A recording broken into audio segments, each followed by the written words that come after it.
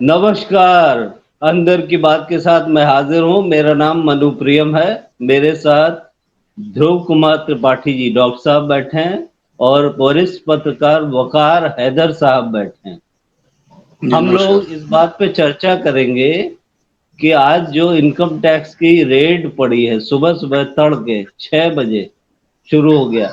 मऊ, जहाँ राजीव राय साहब रहते हैं, सपा के प्रवक्ता है। कई बार हम टीवी पे उनको देखते हैं। ठीक है। उसके बाद फिर आपके जैनेन्द्र जी जो विशाल खंड गोमती नगर में रहते हैं, लखनऊ में, उनके घर पे छापा पड़ता है। जो ओएसडी रहे थे अखिलेश गवर्नमेंट में, अखिलेश जी के साथ। ठीक है, उनके परम सहयोगी कहे गए। उसके बाद मनोज यादव जी जो मैनपुरी और आगरा में जिनका निवास है, वहां पे छापे पड़ते हैं।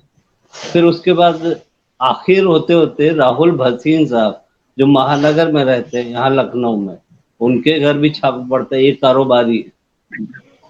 तो अब देखिए, ये छापे इस तरीके से पड़ रहे हैं इनकम टैक्स के। तो आपको क्या लगता है? जैसे अखिलेश ने बताया, उनको ऐसा लगता है कि ये विद्वेषपूर्ण है, ये आने वाले चुनाव को दृष्टिगत है, ये सारे रेड्स जो। आप लोगों को क्या लगता है? मैं बारी बारी आप लोगों से जानना चाहूंगा। डॉक्टर साहब, पहले आप बताएं। नमस्कार। आज की जो घटना है वो अ, एक राजनीतिक पार्टी के ऊपर एक बहुत बड़ा उनके तमाम सहयोगियों के ठिकानों पर जो भारत सरकार की इनकम टैक्स विभाग की दबिश है, वो दबिश जायज है या नाजायज है, सवाल ये है। 1860 में इनकम टैक्स डिपार्टमेंट बना था। हम स्वतंत्र नहीं हुए थे। उसके बाद 1947 के बाद भारत स्वतंत्र हुआ। उसके बाद से आज तक टैक्स डिपार्टमेंट के कार्य पद्धतियों में कोई बहुत बड़ा बदलाव नहीं किया गया। पुलिस डिपार्टमेंट, जुडिशियरी, सभी डिपार्टमेंट्स में एक बहुत बड़े परिवर्तन की आवश्यकता थी, क्योंकि लोकतंत्रात्मक गणराज्य में नहीं नहीं, हर व्यक्ति को यह जानने का समस्या ये है अधिकार सर, है। इसको इसको इसको एड्रेस कीजिए आप। कि जैसे अखिलेश कह रहे हैं, उनका बयान भी आया रायबरेली से, विजय यात्रा चालू है उनकी। तो रायबरेली से ये बयान आया कि साहब, अभी तो इनकम टैक्स आई है चुनाव लड़ रहे, अब सीबीआई, ईडी, ये सब भी आएगी, जितनी केंद्रीय एजेंसियां। तो ये किसी पार्टी के इशारे पे हो रहा है, ये रेड्स जो हो रही है। इस बारे में आप कुछ बताएंगे? बस उसी विषय पर आ रहा था। जी मैं उसी विषय पर ही आ रहा था। एक भूमिका, एक संदर्भ था। तो ये सारे जो राजनीतिक हमले किए जाते हैं, सत्ता में सत्ताधारी दल के लोग जो हैं, सत्ता प्राप्त करने की चाहत में या अपने सत्ता को बनाए रखने के लिए संवैधानिक एजेंसियों का दुरुपयोग करते हैं। यह समाज के लिए बड़ा निंदनीय है। चाहे समाजवादी पार्टी की बात हो या अभी ममता बनर्जी की सरकार, वहां पे पश्चिम बंगाल में चुनाव हुआ था, आपने देखा कि वहां भी रेड पड़ी। राजस्थान में चुनाव हुआ था, वहां भी रेड पड़ी। तमाम लोगों, दिल्ली में चुनाव उसके पहले हुआ था, वहां भी ईडी का, इनकम टैक्स का, तमाम सीबीआई का, देखिए तमाम जो है एजेंसियों का दुरुपयोग किया जा रहा है। और देखिए मजे की बात यह है कि हम ध्रुव सब लोग साहब, खामोश हैं। डॉक्टर साहब, ये बंगाल में देखिए ममता बनर्जी की सरकार वापस आ जाती है। राजस्थान की बात की आपने, वहां गहलोत सरकार वापस आ जाती है। और फिर जी हाँ। दिल्ली की बात की हमने, वहां अरविंद केजरीवाल की सरकार वापस आ जाती है। तो जी ये हाँ, क्या उल्टा उल्टा भी पड़ने का संभावना होती है क्या इसमें? आप सही कह रहे हैं। मैं वही बात आपसे कह रहा हूं। लोकतांत्रिक प्रणाली में जनता इस बात को बहुत सोच समझकर बड़े तीक्ष्णता से देखती है कि आखिर आप कर क्या रहे हैं। अगर आप लोकतंत्र को दबाना चाहते हैं, जनता की आवाज को आप कुंद करना चाहते हैं, रोकना चाहते हैं, तो जनता आक्रोशित होती है। मैं यही बताना चाह रहा हूं कि जिन लोगों को ये लगता है कि इन सरकारी एजेंसियों का उपयोग करके हम सत्ता के नजदीक पहुंच जाएंगे, या हम सत्ता प्राप्त कर लेंगे, या हम सत्ता में बने रहेंगे, ऐसा नहीं है। लोकतंत्र में जनता बहुत सूक्ष्मता से इन चीजों को बहुत पैनी नजर से देखती है और इसका जवाब अपने तरीके से चुनाव में जरूर देती है। वकार साहब, आप कुछ बताना चाहेंगे? आपका हाँ मनोज अनुभव क्या कहता है? हाँ मनोज जी बिल्कुल सही कह रहे हैं। जैसे कि अभी डॉक्टर साहब कह रहे थे कि जनता वोट की चोट करेगी। हाँ, ये बिल्कुल बात सही कही जा रही है। मेन बात इसमें ये आ रही है, इसमें टाइमिंग देखी जा रही है कि ये टाइमिंग जो है वो टाइमिंग बहुत ही मायने रखता है कि 1 महीने के बाद जो है उत्तर प्रदेश में जो कि सबसे बड़ी विधानसभा है उसमें चुनाव होना है, और इस चुनाव के मद्देनजर लोगों को जोड़ के कनेक्ट करके टारगेटेड, इसको मैं टारगेटेड कहूंगा, टारगेटेड किया जा रहा है लोगों को। तो टारगेट करके अगर आप सीबीआई, इनकम टैक्स, ईडी इस तरीके से छापे मरवाएंगे तो क्या जनता जान नहीं रही है? उत्तर प्रदेश की जनता सब जान रही है कि आप किस तरीके से इन एजेंसियों का दुरुपयोग कर रहे हैं। और मेन बात तो ये आती है यहाँ पे कि जो चुनाव हो रहे हैं वो चुनाव किन मुद्दों पे लड़े जाएंगे। अब जनता जागरूक है, सारी जनता जान रही है कि चुनाव के मुख्य मुद्दों को गायब करके सत्ताधारी दल दूसरे मुद्दों को लेके आ रही, ध्रुवीकरण की राजनीति करने जा रही है। अब ध्रुवीकरण का अगर चाल नहीं चल रहा है तो इसमें इस तरीके से जो है सीबीआई, ईडी का दुरुपयोग किया जा रहा है दूसरे दलों को जो है डराने धमकाने के लिए। जी, एक चीज तो और बताओ आपको, अखिलेश यादव साहब ने इसको हाईलाइट किया कि जब इनकम टैक्स रिटर्न फाइल किया होगा राजीव राय साहब ने, या जब बैलेंस शीट दिखाई होगी, अपने स्कूल्स चलते हैं शायद उनके, तो जब दिखाई होगी बैलेंस शीट्स वगैरह, तभी कुछ मालूम चल गया होगा इनकम टैक्स को। लेकिन उस समय कुछ नहीं किया, कर रहे हैं अब जब चुनाव होने वाले। तो ये टाइमिंग को लेकर अखिलेश यादव ने भी कहा है, आप सही कह रहे हैं वो। हाँ, तो मैं वही बता रहा हूँ कि टाइमिंग जो होती है, टाइमिंग जब बंगाल में ममता बनर्जी के साथ जो किया, लेकिन उसका हो क्या रहा है कि इनका ये विपक्षी दलों के लिए ये शायद, क्या हमको तो लग रहा है कि शुभ है, सीबीआई ईडी उनके लिए शुभ हो जा रहा है। जहां जहां इन्हीं ने इनकम टैक्स, ईडी, सीबीआई का छापा डलवाया, वहां वहां सरकार बन रही है कि, तो उनके लिए तो ये शुभ हो रहा है, विपक्षी दलों के लिए। अखिलेश जी के लिए भी हो सकता है ये शुभ हो जाए। अब ये देखना होगा कि जनता जो है, जनता जनार्दन है, जनता ही सर्वमान है, जनता क्या करती है। ये मार्च मई में जो है सारी चीजें जो है, सारे पत्ते जो है क्लियर हो जाएंगे कि किसकी सरकार बन रही है। अभी तक के तो 350 का टारगेट लिए चल रहे थे। कल मैं रैली में देख रहा था अमित शाह जी को, कि अमित शाह जी की रैली में ही जो है उनके आए हुए निषाद पार्टी के जो कार्यकर्ता थे वही उन्हीं का विरोध कर रहे थे मंच में ही, और वहां पे रैलियों में उनका विरोध कर रहे थे कि मुझको धोखा दिया जा रहा है, मुझको बुलाया गया आरक्षण बता के, और हमको जो है यहाँ पे गंगा दिखा के गंदे नाले में कुदवा दिया, एक कार्यकर्ता उनका कह रहा था। तो मैं तो कल यही सब चीजें देख रहा था। आने वाला समय बताएगा कि ईडी, सीबीआई, इन सब चीजों का, हाँ ये एजेंसियां बनी हुई थी, इनका सही सदुपयोग होना चाहिए। बिल्कुल मैं इसके पक्ष में नहीं हूं कि कोई अगर गलत काम कर रहा है तो उसके यहाँ छापा नहीं हो पड़ना चाहिए, या उसके जो है ईडी की रेड नहीं होना चाहिए। जो लोग हैं उनके खिलाफ बिल्कुल होना चाहिए। मेन चीज मनोज जी, जो टाइमिंग है, चुनाव से 1 महीने पहले आप लोगों को डर भय दिखा के इन एजेंसियों का दुरुपयोग जो कर रहे हैं वो ठीक नहीं है। जी जी, बड़ी अच्छी जानकारी दी आपने निषाद पार्टी की रैली के बारे में, अमित शाह वाली। डॉक्टर साहब, आप कुछ बताना चाहेंगे? हाँ मनोज भाई, एक बात जो हम ये कहना चाहते थे कि भारत सरकार की इन एजेंसियों के पास हिंदुस्तान के सभी बड़े घरानों के, सभी बड़े अधिकारियों के, सभी राजनेताओं के आय की संपत्ति की जानकारी पूरी तरीके से है। कौन नहीं जानता है कि आज के समाज में जितने बड़े अधिकारी हैं बड़े ठेकेदार हैं और राजनीतिक पार्टियों के लोग हैं, उनके पास पैसा नहीं है, फिर आके उनके घरों पर एक क्रमबद्ध तरीके से, एक सामान्य तरीके से आप रेट क्यों नहीं डालते इसकी हैं?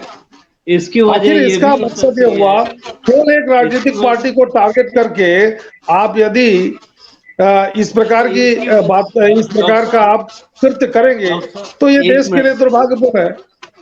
जी जी, इसकी वजह ये भी हो सकती है कि चुनाव के समय अनाप शनाप पैसा भी आता है इन लोगों के पास, जो राजनीतिक दल के जो दाहिने हाथ बाएं हाथ होते हैं इनके पास। किसने मना किया तो है मनोज जी? राजनीतिक पार्टियों के पास जो पैसा आ रहा है, किसने मना किया है? उसको जो है लोकसभा के पटल पर उसको लाना चाहिए था, राजनीतिक पार्टियों की फंडिंग को नहीं ले आए आप। इसका मतलब यह है कि आपकी नीत और नियत दोनों खराब है। आप सत्ता में जोर जबरदस्ती धमका करके लोगों को परेशान करके रहना चाहते हैं। आप में लोकतंत्र में भी विश्वास आपका नहीं है, आप चाहते नहीं कि लोकतंत्र स्थापित हो। तो इसका मतलब यही है कि इस प्रकार की घटनाएं करके आप सत्ता में जबरदस्ती बने रहना चाहते हैं। सवाल लोकतंत्र के बचे रहने का है, सवाल लोगों को अपने अभिव्यक्ति की आजादी का है। तो आखिर ये बस कैसे पूरा होगा? आप मतलब जो कुछ भी आप देश देखिए, और समाज के लिए जबरदस्ती आप कर बने, रहे हैं, आप ये तो कह रहे ये, हैं जबरदस्ती बने रहना चाहते हैं, जबरदस्ती जी आए हाँ, नहीं है एकदम बने सत्ता रहना में। चाहते वो हैं। तो जनता ने उनको लाया है, इसलिए वो है सत्ता नहीं सीट। नहीं, आप मनोज जी इस बात को आप ध्यान रखिएगा, जनता ने जरूर उनको ले आया है, हम उनके मैंडेट का सम्मान करते हैं, लेकिन जनता ने आपको मैंडेट दिया था समाज में विकास करने के लिए और सरकारी एजेंसियों को उनके वास्तविक जो चरित्र के साथ काम करने देने के लिए। लेकिन आप याद रखिए, याद किए होंगे, 5 जजों के एक बेंच ने तत्कालीन सरकार के खिलाफ आवाज उठाई। क्या ये लोकतांत्रिक तरीका था? कौन नहीं जानता इसको?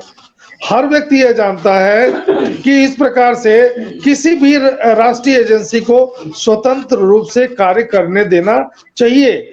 उसमें इस प्रकार की राजनीतिक विद्वेष से किए गए किसी कार्य से किसी भी सरकार को बचना चाहिए। मैं भारतीय जनता पार्टी या फिर किसी अन्य पार्टी पर आरोप नहीं लगा रहा हूं, मैं सभी पार्टियों के लिए जो भी सत्ता में है उन्हें लोकतंत्र के सम्मान को रखना चाहिए, मैं ये कहना चाहता हूं। अच्छा, खास खास बात गौरतलब यहाँ पे ये है कि भाजपा कुल मिला के वही कर रही है जो सालों पहले वो आरोप लगाती थी कि कांग्रेस ने किया है या करती रही है। जी नहीं मनोज जी, आप गलत कह रहे हैं। ये मैं उससे भी आपकी इस दो बात कदम का, आगे। मैं आपकी इस बात को थोड़ा दूसरे प्रकार से रखना चाहता हूं। आप रखिए प्लीज। पिछले समय के तमाम निर्णयों को अगर ध्यान से देखिए तो आपको अंदाजा लग जाएगा कि एक सरकारी एजेंसियों में की स्वतंत्रता, उनकी कर्तव्यपरायणता एकदम अलग थी।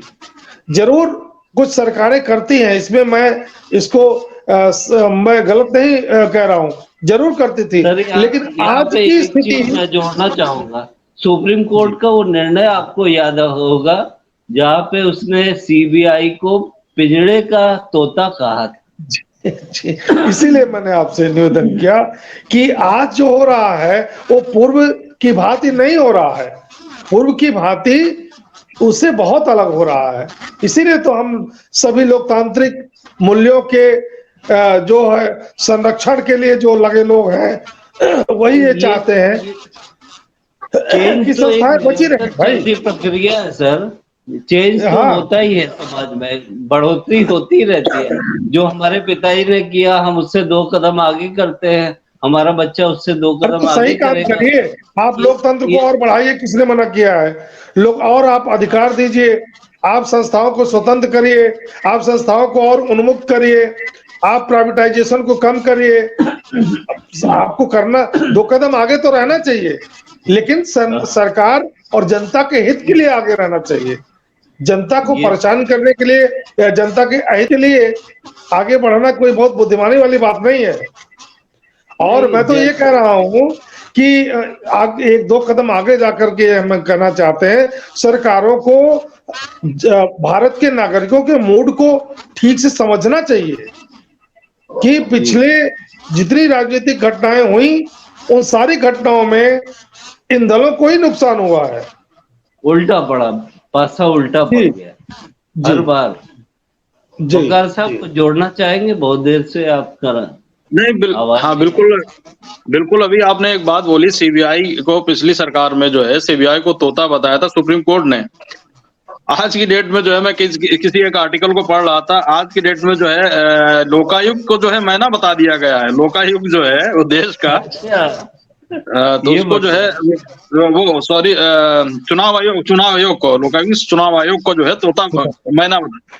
तो ये तो तोता मैना की कहानी अब चलेगी, अब शुरुआत हुई है। और देखना ये होगा कि ये चुनाव जो है ये किन मुद्दों पे लड़ा जाएगा। ये सीबीआई ईडी, जो अखिलेश जी ने कहा सीबीआई ईडी को लाके चुनाव लड़ाएंगे, अब उनको तो अखिलेश जी को चुनाव जो लड़ना है वो बीजेपी से लड़ना है, विश्व हिंदू परिषद से लड़ना है, हिंदू महासभा से लड़ना है, आरएसएस से लड़ना है, ईडी से लड़ना है, सीबीआई से लड़ना है, इनकम टैक्स से लड़ना है। उनको कम से कम इस तरीके की कम से कम सरकारी और अर्ध सरकारी अघोषित राजनीतिक दलों से कम 100 एजेंसियों से लड़ना है। उनको तो ये अपने को तैयार कर लेना चाहिए और मजबूत कर लेना चाहिए। अब जो आने वाला चुनाव है 1 महीने 1.5 महीने में जो उनको लेके आएगा चुनाव, वो जबरदस्त तरीके से उनको तैयारी और करना चाहिए और इससे उनको और अपने आप को मजबूत करना चाहिए। देखिए चुनाव जो अब होंगे वो पोलराइजेशन की तरफ पहले मोल्ड किया गया। बताता हूँ शीतकालीन सत्र में क्या हुआ कि योगी आदित्यनाथ जी कहते हैं कि अब जो है समाजवाद और साम्यवाद, जो बसपा का साम्यवाद है और जो समाजवादियों का समाजवाद है, ये नहीं चाहिए, अब राम राज चाहिए जनता को, ऐसा उनका कहना था। तो अखिलेश जी ने इसका भी जवाब दिया। अखिलेश यादव जो समाजवादी पार्टी के सुप्रीमो हैं, उन्होंने इसका जवाब देते हुए कहा कि रामराज की कल्पना भी नहीं हो सकती है अगर आप समाजवाद को नहीं जानेंगे, उसका परिचय नहीं देंगे, उसकी परिकल्पना को नहीं मानेंगे। यानी मेरे हिसाब से भी ये सही है, क्योंकि मैं भी ऐसा ही मानता हूँ कि राम पहले समाजवादी थे, अगर रामायण सही है तो। मनोज जी, अगर आप मेरा ऐसा विश्वास है कि राम पहले समाजवादी थे। आप क्या बताएंगे इसके बारे में डॉक्टर मनोज जी? हाँ, बड़ा अच्छा सवाल है। महात्मा गांधी का रामराज्य और महात्मा गांधी का जो रामराज्य की संकल्पना जो है वो समाजवाद से कैसे अलग है? अरे भाई, महात्मा गांधी का जो रामराज्य था वो वास्तविक समाजवाद था। आज का जो समाजवाद है वह वास्तविक समाजवाद नहीं है। सवाल यह है कि राम राज्य का मतलब है हर गरीब मजलूम, हर व्यक्ति को समानता और स्वतंत्रता की अभिव्यक्ति हो, किसी भी प्रकार का किसी के साथ भेदभाव न हो, न जाति के आधार पर, न धर्म के आधार पर, न क्षेत्र के आधार पर, न भाषा के आधार पर। यही तो रामराज्य की संकल्पना थी गांधी जी की। आखिर वो संकल्पना रामराज्य से कहाँ अलग है या समाजवाद से कहाँ अलग है? दोनों बात, समाजवाद और रामराज्य कोई फर्क नहीं है। सर जी, एक डॉक्टर साहब एक जानकारी मैं भी दे दूं। आर्टिकल 14 जो है हमारे संविधान का, कॉन्स्टिट्यूशन का, वो यही समानता का अधिकार ही देता है। समानता मतलब equality as a fundamental right, all persons, all citizens are equal, यही कहता है वो। यही सच है, यही सच है। तो समाजवाद तो है ही है और रामराज्य में ही समाजवाद है। आखिर वो वास्तविक रूप से लागू तो हो पहले। जिन संस्थाओं के ऊपर जिम्मेदारी है वो संस्थाएं अपना काम ठीक से नहीं कर पा रही हैं, इसीलिए तो हम समाजवाद की वास्तविक संकल्पना को पूरा नहीं कर पा रहे हैं। वकार साहब कुछ जोड़ेंगे? हाँ, बिल्कुल सही कह रहे हैं। समाजवाद जो है वो डॉक्टर साहब ने जो कहा बिल्कुल सही, बिल्कुल कहा। रामराज्य में ही समाजवाद की परिकल्पना की जाएगी। अब परिकल्पना मैं इस सरकार में देख रहा हूँ कि इस सरकार में लगातार कोई न कोई किसी न किसी हर एक जो इनके खिलाफ बोलेगा उसको ये कालीन नीति से जो है कुचलने का प्रयास कर रहे हैं। अरे क्या लोकतंत्र में तो आपने सबको अधिकार दे रखा है, आपने भी बहुत कुछ किया है, लोग अब बोल रहे हैं। तो आपको अभी जो बात चल रही है हम लोग की, वो सीबीआई, ईडी और पे जो आपने डिबेट रखी है, बहुत अच्छा मुद्दा है।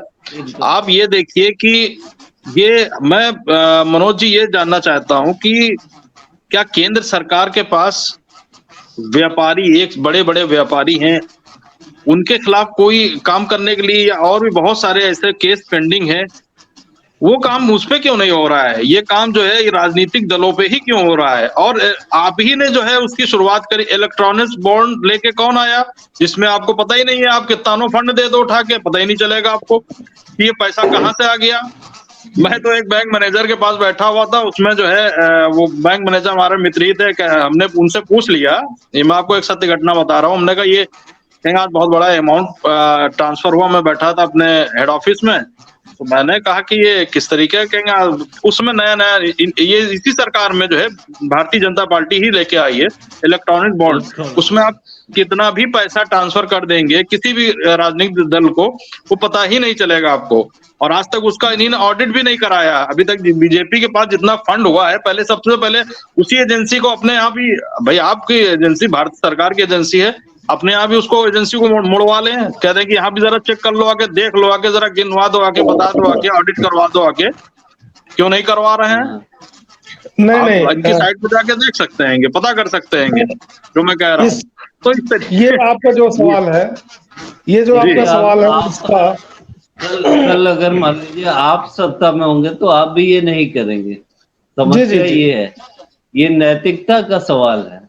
नैतिकता एक बहुत दूर की चीज है। मनोज जी, इसमें एक चीज हम जोड़ना चाहेंगे, यहाँ नैतिकता का कोई सवाल नहीं है। भारत के हर नागरिक को यह जानने का अधिकार है कि राजनीतिक दलों को जो चंदा मिल रहा है वो कहां से आ रहा है, ये हर व्यक्ति को जानने का अधिकार है। और इसीलिए केजरीवाल साहब ने एक बिल संसद में पेश किया था, और दुर्भाग्यपूर्ण यह था कि भारत की सभी राजनीतिक दल, Samajwadi party, Bahujan Samaj party, Congress party और भारतीय जनता पार्टी, सारी पार्टियों ने राजनीतिक दलों के चंदा को आरटीआई एक्ट में लाने के लिए सबने विरोध किया। सवाल यह है कि हमारी नीति और नियत, हमारी विचारधारा यह बताने की ही नहीं है कि हमें पैसा कहां से मिला। सबको सूट करता है यह, हम इसलिए ये तो बहुत ही गलत है। और संविधान में अगर हर चीज को जानकारी जरूरी है, तो ये भी जानने का अधिकार भारत के नागरिकों को है, और वो मिलनी चाहिए। यूनुस जी ने ठीक सवाल किया है। जी, एक छोटा सा निवेदन आप दोनों गेस्ट से कि मेरा नाम मनु है, मनु प्रियम। सॉरी मनु, सॉरी क्षमा चाहते हैं मनु जी। आप तो, आपकी स्मृतियां तो जो है बहुत ज्यादा है। आप मनु महाराज है हमारे। जरा नवाजी है सर, मनु महाराज से बस नाम ही मिलता है।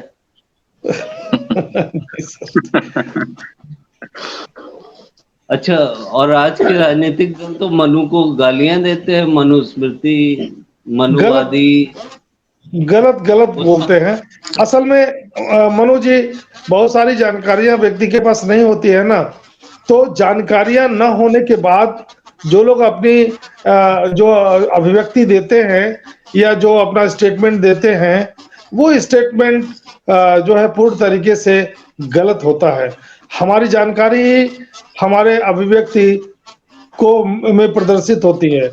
मनु जो है एक व्यक्ति, मनु एक ही नहीं थे, तमाम स्मृतियां जो थी अलग अलग थी। तो जो मनुस्मृति की बात की जाती है वो हिंदू मैथोलॉजी में एकदम अलग है। इस पर कभी और बातचीत हो सकती है। जी, और मेरा पूरा नाम मनु प्रियम है, मनु प्रियम अर्थात विष्णु। हाँ समझ गए सर, समझ गए। तो आपको विष्णु जी कहा जाएगा आज से। अरे आप जो कह ले भाई, धन्यवाद। आप लोग ज्वाइन करने के लिए बहुत बहुत धन्यवाद, और श्रोताओं का भी बहुत धन्यवाद जिन्होंने धैर्य पूर्वक हमको भी सुना, हमारे नाम को भी सुना, हमारे काम को भी सुना। धन्यवाद आप लोगों का, गेस्ट और श्रोता का। हर खबर की अपडेट पाने के लिए हमारे चैनल को लाइक करें, सब्सक्राइब करें और बेल आइकन को दबाएं।